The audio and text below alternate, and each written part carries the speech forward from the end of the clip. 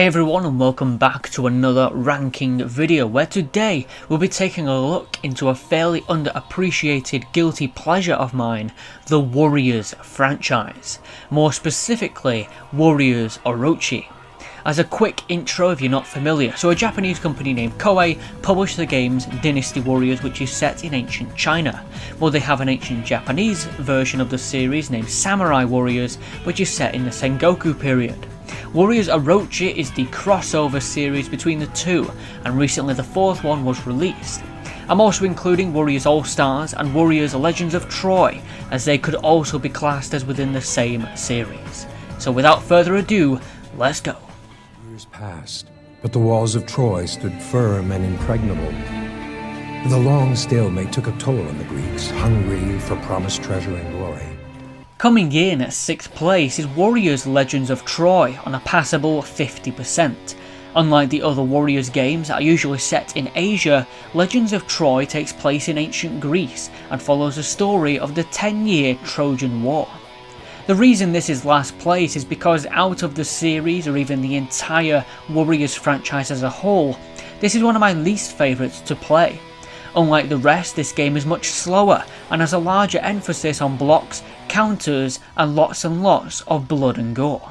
Unfortunately with this, it loses a lot of what makes the series fun to begin with. It can feel like a chore to play for long periods of time, and the levels become mind-numbingly repetitive, with the same tropes being repeated over and over. Legends of Troy has a great setting, but unfortunately a mess of ideas brought it down. With only 8 characters to play as, one simple challenge mode for extras, and the campaign choosing which character you're playing as for each mission, there is very little outside of the new combat system to even recommend it for the most hardcore Warriors fans. At 5th place is the original Warriors Orochi. This game takes place in a parallel world in which the powerful entity OROCHIE places the characters from Dynasty Warriors and Samurai Warriors into the same time. This game featured the entire roster of both Dynasty Warriors 5 and Samurai Warriors 2, totaling to 70 plus playable characters. This game featured a few refined features in the Warriors series, such as calling your horse and character selection, which allows you to pick a team of 3, a first for the franchise. In the large scale battles, you can switch between these 3 warriors whenever you like, and can chain Musou or special attacks. However, Warriors Orochi was short on new content. The campaign followed 4 different scenarios, Shu, Wei, Wu and Samurai, but doesn't feature a scenario for the Orochi army, even though his name is in the title of the game. Other than this, there's next to no new content you haven't already seen before. Coming in at 4th position is Warriors Orochi 2, which released very shortly after the first game.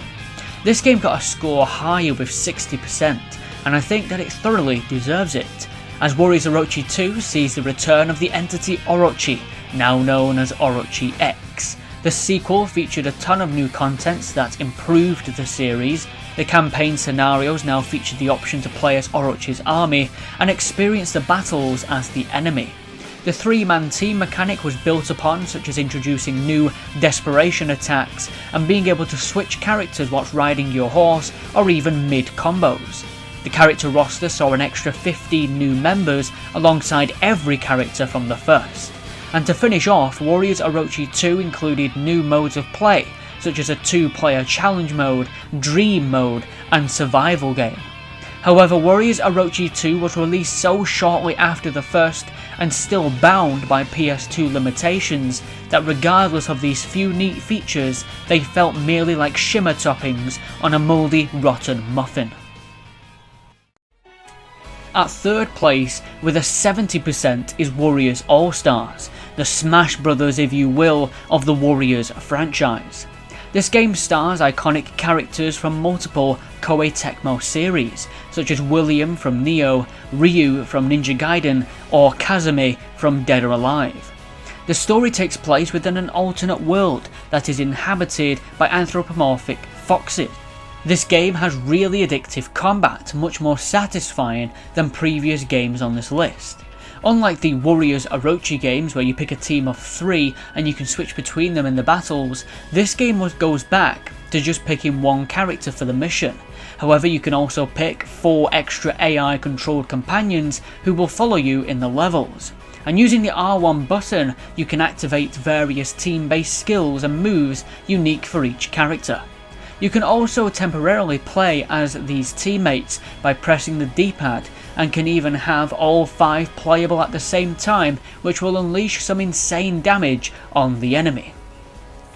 This game also introduced a new super move named Musou Rush, which turns you super powerful for a short amount of time, and infinitely spawns thousands of enemies around you to decimate. However, what stops this from hitting the #1 spot is its pretty lackluster narrative with completely forgettable new characters, its lack of English dub, which for a celebration game like this you'd expect to be there, and the huge fall in level design quality that has seen much better in this franchise. At second place now is the latest game, Warriors Orochi 4, at a good 72% rating from me. This game takes place after Warriors Orochi 3 and sees the Greek god Zeus bring the heroes of Dynasty and Samurai warriors back together again, but for a different purpose, to Orochi. This game, starring Greek and Norse gods, has gone down a new mythological path, introducing some features not present in past games, such as new sacred treasures, which essentially are new special moves that each character can pull off. It also makes it even easier to call upon your horse, as you can spawn right on top of it, which I really liked as it makes the battles feel even faster. Some characters also feature what is called a deification form, which is just some characters going Super Saiyan, and it looks really cool.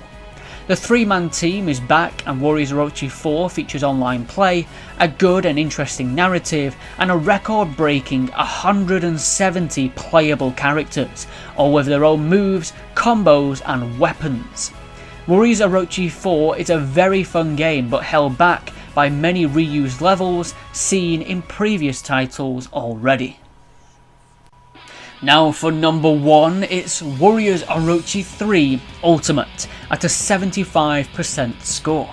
This game improved next to everything from Warriors Orochi 2, retaining the brilliant 3-man team system and having over 140 playable characters, some even from other Warriors games entirely, like Achilles from Legends of Troy and Joan of Arc from Bladestorm. The campaign mode had some brand new stages for the franchise, and side stories to flesh out the enormous roster.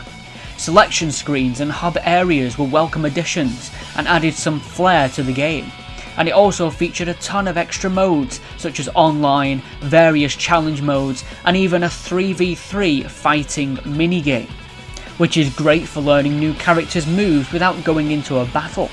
Warriors Orochi 3 Ultimate was full of content that makes it a blast to play, and I highly recommend it. So that's the Warriors Orochi games ranked. I have every Rockstar game ranked planned and should be out shortly. If you enjoyed, leave a like, comment and subscribe for more content. I'll see you in the next one, guys. Adios, take care.